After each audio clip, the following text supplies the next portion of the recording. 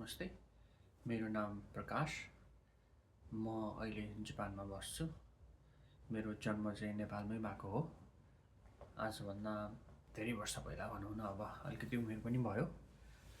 अनि मैले यो च्यानल चाहिँ मेनली अब विभिन्न मान्छेहरू, विभिन्न ठाउँबाट मान्छेहरू नेपाल भिजिट गर्दाखेरि उनीहरूलाई नेपाली भाषा सिक्ने रहर हुन्छ। कतिलाई उनीहरूलाई सजिलो होस्, हिँड्दा हिँड्दै सिक्न सकियोस् भन्ने हिसाबले यो च्यानल सुरु गरेँ।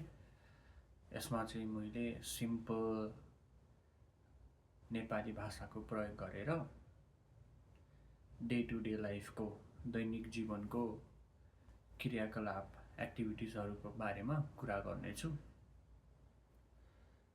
आजको भिडियोमा चाहिँ म मेरो परिचय मात्रमा सीमित गर्नेछु।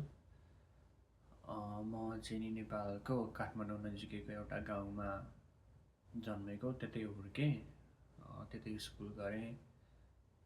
धेरै प्राकृतिक हिसाबको वातावरणमा हुर्केँ। रमाइलो भयो अहिले फर्केर हेर्दाखेरि। अनि कामको सिलसिलामा, पढाइको सिलसिलामा विभिन्न ठाउँहरूमा गएँ, देशभित्र बाहिर। अहिले चाहिँ नेपालमा बस्छु। मेरो बुढी र छोरा छ एउटा। जिन्दगी रमाइलो छ, काम छ, घुमिन्छ, अलिअलि खाना बनाइन्छ, खेलिन्छ बच्चासँग। म विभिन्न गेमहरू पनि खेल्छु, फुटबल, टेबल टेनिस, स्विमिङहरू गर्छु। मौका मिलेको बेलामा हाइकिङ जान्छु, आफ्नो मान्छेहरूलाई भेट्छु, कुरा गर्छु। साथीहरू छन्, जापानिज, विदेशी, नेपालीहरू छन्। जस जिन्दगी रमाइलो छ भन्नुपर्छ। ल, अब तपाईहरू सिम्पल नेपाली सुन्दै नेपाली भाषा सिक्नु होला।